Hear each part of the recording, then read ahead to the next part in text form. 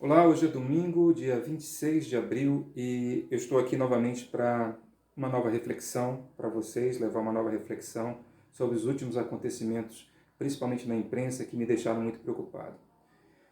Manaus é uma cidade isolada geograficamente. Nós estamos aqui no meio da floresta amazônica e uma alternativa de chegar aqui é por meio de avião, por meio de barco e por poucas estradas. E isso é preocupante porque a estrada que nós temos, que é a BR-319, ela é uma estrada que, na verdade, existe só virtualmente. É uma estrada que boa parte dela, em vários trechos, não são transitáveis. Se fala há muito tempo em pavimentar e tornar essa estrada um pouco mais possível de se utilizar por via rodoviária, de um tráfego mais intenso, mas a própria floresta, a própria condição geográfica, de clima também amazônico, qualquer estrada que, se não tiver manutenção muito rotineira, acaba se tornando inviável. E também a crítica que se faz é que qualquer estrada aberta dentro do meio da floresta tem a possibilidade de trazer devastação às suas margens. E isso é uma preocupação ambiental que se tem há muito tempo, que foi, lógico, confirmada pela rodovia que corta o sul do Pará, e lá a gente vê o grau de devastação que tem na floresta em relação a isso.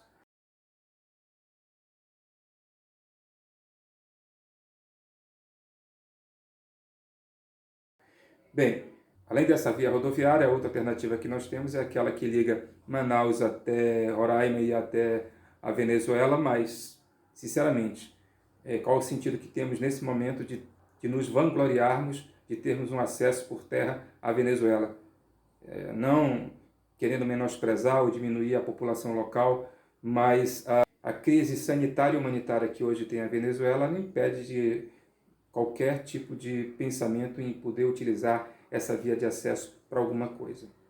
Bem, por que eu estou falando isso? A imprensa noticiou que um avião que saiu de Manaus até Santarém foi impedido de pousar pelas ações na justiça, impedindo que o avião pousasse. Ele teve que mudar a rota até Marabá, um avião da Azul, e depois, como não conseguiu autorização para permanecer e voltar para Santarém, teve que retornar para Manaus. Isso é muito preocupante porque pode ser uma tendência de outros estados, não somente o Pará, mas que outras unidades da federação comecem a rejeitar aviões provenientes de Manaus. E isso é muito grave, porque, como eu disse anteriormente, nós temos uma via de acesso mais rápida por meio aéreo. Rodoviário, quase impossível, né? Muito pouco. E por via hidroviária, que é utilizar os nossos rios de acesso à capital amazonense, é um pouco demorado demais e muitas vezes, pela própria velocidade da evolução dessa doença na sociedade, se torna muito imprescindível a velocidade. Bem, esse é o primeiro ponto, que nos coloca nós amazonenses, manauaras, como se fosse párias do restante do país, no momento em que a gente apela pela solidariedade, no momento em que alguns estados, como Ceará, Maranhão, têm conseguido algum êxito em buscar diretamente da China de suprimentos médicos para que se possa utilizar nos seus hospitais. Manaus não tem ainda não demonstrou essa capacidade, o Amazonas ainda não demonstrou essa capacidade de poder negociar e trazer também medicamentos e suprimentos médicos para nos ajudar aqui a controlar a Covid-19. Até o momento ainda não fechamos realmente como tem que fechar os comércios, a vida continua aqui, alguma parcela pequena da sociedade amazonense está em suas casas, o restante está levando a sua vida como se nada tivesse acontecendo, e o reflexo disso é o caos sanitário que a gente está vendo, e agora também o caos funerário. As funerárias particulares, por meio de seus representantes, anunciaram que só tem mais 10 dias de estoque de urnas funerárias, de caixões, sendo mais explícito, para suprir as necessidades da população. Somente mais 10 dias. O que vai acontecer depois disso é que provavelmente os sepultamentos vão ocorrer em sacos plásticos. Nós estamos desumanizando o enterro das pessoas. No momento em que a família se reúne para chorar seus mortos, agora não vamos mais poder fazer isso, e sobre um caixão, provavelmente se acostumar com um saco plástico. Quando for permitido acompanhar o enterro ou velório, porque isso não está acontecendo.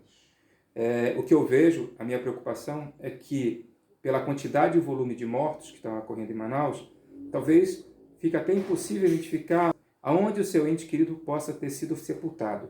Nós estamos chegando a esse grau de calamidade pública. Isso é questão de tempo. Eu estou explicando novamente que é necessário Manaus fechar realmente o comércio e fechar por 30 dias, só trabalhando os serviços essenciais. E a polícia na rua justamente coibindo que as pessoas que estão circulando continuem circulando e que voltem para casa. É necessário que a gente faça isso com uma certa urgência, porque senão o que nós vamos ver é acumular cada vez mais e mais e mais gente nos hospitais e também nas funerárias, agora sem caixão para colocar os mortos. Uma outra coisa que eu gostaria de destacar é que a secretária de Saúde do Estado, Simone Papaiz, foi diagnosticada com Covid-19.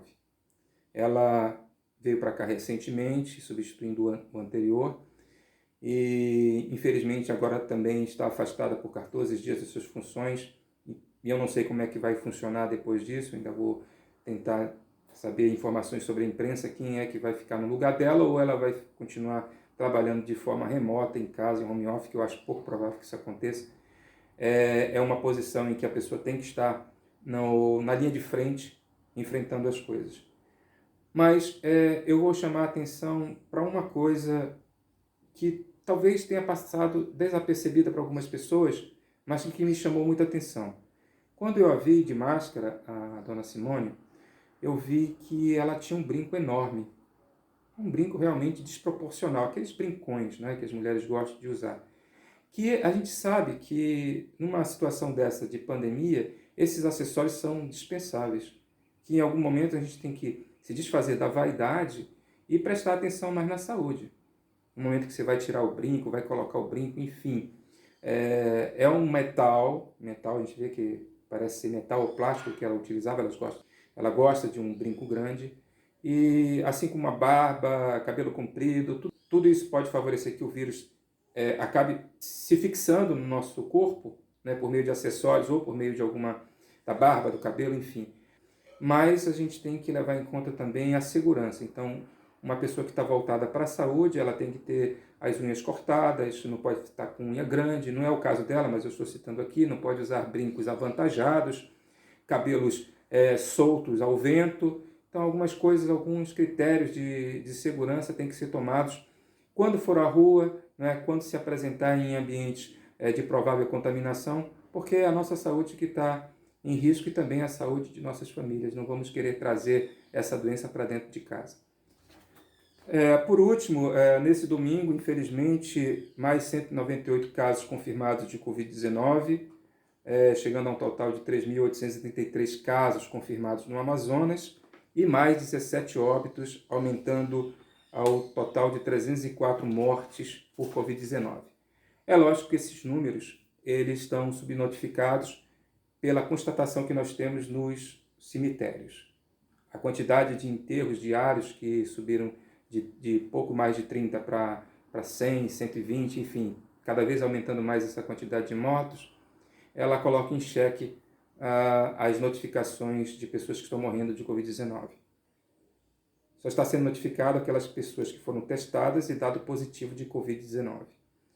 Isso é preocupante porque muita gente está morrendo em casa, as funerárias não estão dando conta da demanda que nós temos na cidade e a subnotificação é uma realidade.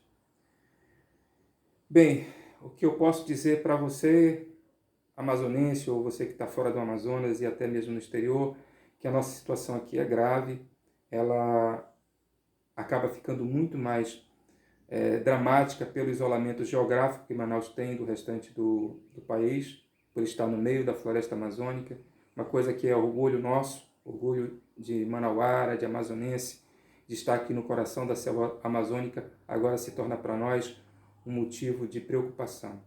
e esse isolamento cada vez mais do grande centro, que seria o Sudeste. Isso nos preocupa porque talvez a necessidade de maior informação do que acontece aqui para o resto do país se torne pequena devido ao agravamento do Covid-19 no restante do Brasil. Termino desejando a você uma boa semana, proteja-se.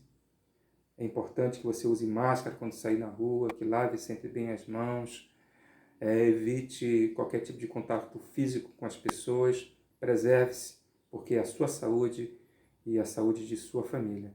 E que Deus nos abençoe.